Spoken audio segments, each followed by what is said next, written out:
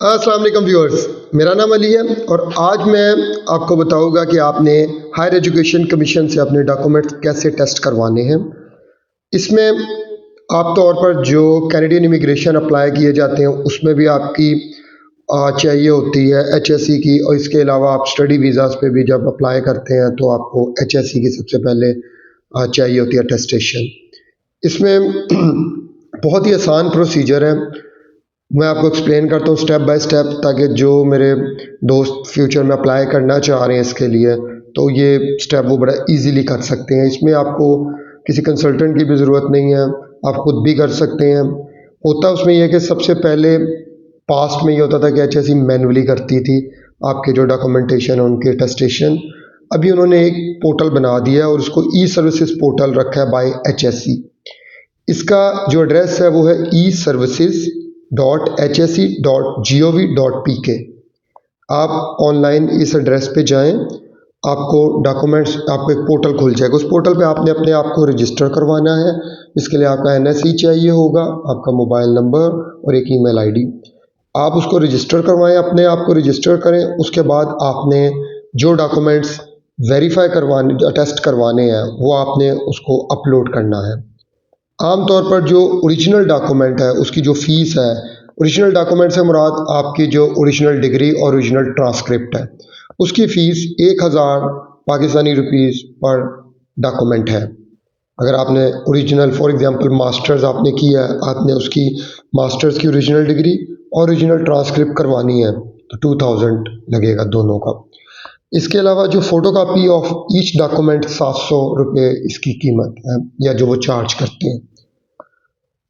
ये पोर्टल 29 मई 2017 को लॉन्च किया गया था और डिग्री अटेस्टेशन सिस्टम इसको कहा गया था। इसमें आपने जब इनिशियल एग्जामिनेशन के लिए अपनी एप्लीकेशन जो फाइल करनी है, एप्लीकेशन से मुराद ये है कि आपने अपने जो डॉक्यूमेंट जो आप वेरीफाई करवाना चाह रहे हैं वो आप अपलोड करेंगे, supported by your ID document. ID document can be your passport और योर आईडी कार्ड। इसमें आप आईडी कार्ड से करवा लें, वो फ़र्क नहीं पड़ता, लेकिन जब आपने वेस करवाना है या आपने अदर जो इक्वलेंस लेनी है ईसीए, तो उस वक्त आप अपने कोशिश करें आप अपने पासपोर्ट की बेस पे वो लें। एज़ वेल एज़ जब आप आइल्स भी देने जा रहे हैं तो आप पासपोर्ट की बेस पे दें। वहाँ पे आप आईडी कार्ड पे भी दे सकते हैं और पासपोर्ट दोनों पे, लेकिन आई सजेस्ट कि आप पासपोर्ट पे दें। इसके बाद जब आपने ये इनिशियल डॉक्यूमेंट सारे अपलोड कर दिए, अपलोड करने के बाद आपको एक ईमेल के ज़रिए कंफर्मेशन भी आ जाती है, एसएमएस भी आ जाता है। अच्छा, उसके बाद ये होता है कि वो तकरीबन अप्रॉक्सीमेटली 4 to 5 डेज़ लग जाते हैं। 4 to 5 डेज़ के बाद आपको ईमेल और एसएमएस के ज़रिए आपको जवाब आता है कि आपकी वो हो गई है अप्रूव्ड। अब आप अपनी जो है ना करें, फर्दर डॉक्यूमेंट्स जो है ना वो जमा करवाएं। अब जमा करवाने के दो तरीके हैं। एक तरीका तो है कि आप अपनी अपॉइंटमेंट जो है ना वो अर्जेंट मोड पे, वो आप बाय इन पर्सन जो है ना वो एचएससी का जो दफ्तर आपके नियरेस्ट सराउंडिंग में आप वहाँ पे बुक करें और आप इन पर्सन वहाँ पे चले जाएं। तो वो एक दिन में ही आपका, यानी अगर आपकी अपॉइंटमेंट फॉर एग्जांपल आज हमें आता है और अपॉइंटमेंट हमें मिलती है कल की, तो कल आप सुबह जाएं और कल शाम को आपके पास वो डॉक्यूमेंट्स होंगे। तो ये तो अर्जेंट है। फ़ीस वही है, फ़ीस में फ़र्क नहीं है। दूसरा ये है कि आप इन डॉक्यूमेंट्स को जो डेजिग्नेटेड कोरियर है उनके थ्रू आप इसको सेंड कर दें, वो आसान है।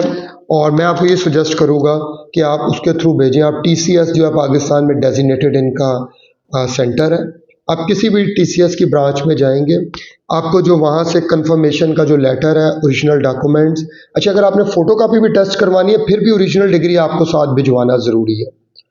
आप वो डॉक्यूमेंट्स अपने लेके जाएंगे, आप अपने सारे डॉक्यूमेंट्स जो है उस लेटर के साथ जो आपकी कंफर्मेशन आ गई है कि आपकी डिग्री जो है प्री उसमें एग्जामिनेशन में ओके है, तो आप वो सारे डॉक्यूमेंट्स, ओरिजिनल डॉक्यूमेंट्स, फ़ोटोकॉपीज़ अगर आप टेस्ट करवाना चाह रहे हैं, प्लस वो लेटर जो आपका था वो आप टीसीएस को देंगे। टीसीएस जो है आपसे एक माइनर सी फ़ीस चार्ज करता है, डिपेंडिंग अपॉन जो है वो आपके सिटी टू सिटी भी वेरी करती है। तो रफली आप ये समझ लें कि 400 के 400 से 500 आप मैक्सिमम बजट ज़हन में रखें।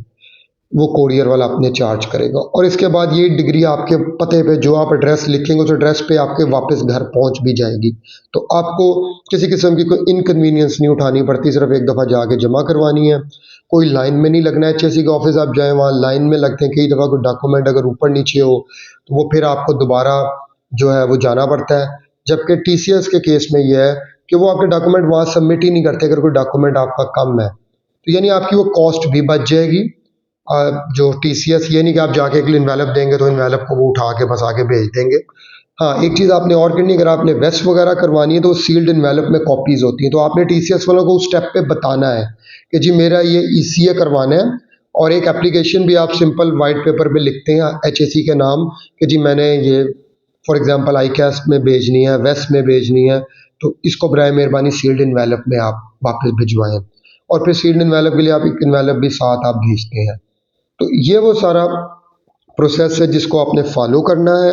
अगर आप पाकिस्तान से बाहर कहीं और आप अपनी डिग्रीज करवाना चाह रहे हैं, फिर भी तरीका वही है कि आपने ऑनलाइन पोर्टल पे जाके प्री एग्जामिन करवानी है डिग्रीज, और उसके बाद आपने फेडेक्स जो जेरीज हैं इंटरनेशनल, उसके थ्रू ये डिग्रीज आप करवा सकते हैं। इसमें आपने ये ख्याल रखना है कि अगर आपकी डिग्रीज ओरिजिनल हो, अगर आपकी फेक डॉक्यूमेंटेशन है तो इस पे HSC आपके ख़िलाफ़ जो है वो एक्शन भी ले सकता है। और लॉ के तहत जो है फ्रॉडुलेंट प्रैक्टिस है ये एक।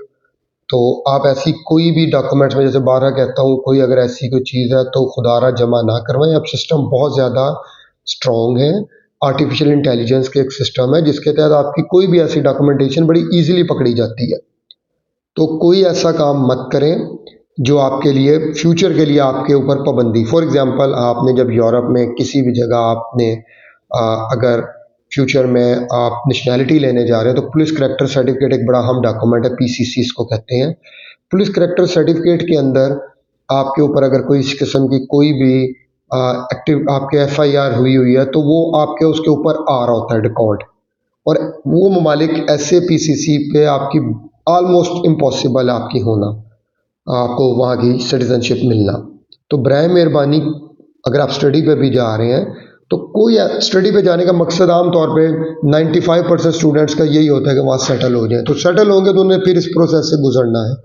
5% सिर्फ ऐसे लोग होते हैं जो पढ़ने के लिए जाते हैं और वापस आके यहाँ पे अपना बिजनेस या जो भी उनकी एक्टिविटीज़ हैं उसको कंटिन्यू करते हैं।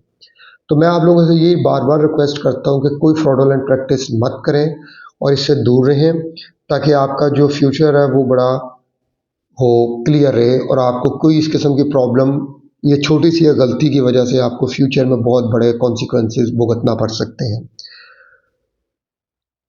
अच्छा, जो भी आपने इन्फॉर्मेशन देनी है कोशिश करें वो बिल्कुल जो है वो फॉल्स इन्फॉर्मेशन, इनकम्प्लीट इन्फॉर्मेशन ना हो, नहीं तो वो आपका जो प्री एग्जामन है उसमें वो रिजेक्ट कर देंगे और आपको दोबारा से जो है ना। अच्छा, इसमें इनका पोर्टल भी मौजूद है। पोर्टल पे आप जाएं तो वहाँ पे आपको एक ऑनलाइन भी वो नज़र आता है। आप उनसे अगर बात करना चाहते हैं, 9 to 5 उनकी टाइमिंग है और मंडे टू फ्राइडे।